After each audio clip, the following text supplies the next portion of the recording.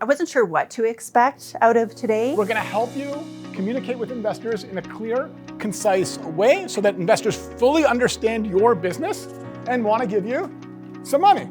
And then how to negotiate deals with investors. I think there's always value when you have the opportunity to network with other business owners and learn alongside others, learn from others, and be more prepared when you go out and seek investment. I think it just increases your chances of being successful tenfold. You'll be laughing, you'll be having fun, and learning in the process. I love the fact that he's interacting with folks, and so it's not just him speaking at us the entire time. He knows what he's talking about. He doesn't have the slide deck behind him that he's reading off of. So it's the engagement and it's the facilitation of discussion between all of the members in the party. Really valuable. We're a startup, so I'm like, is this too early? Is this, or am I going to be suitable for this group? So there's a lot of use that I'm getting, even though I might not be ready for $1 million investment right now.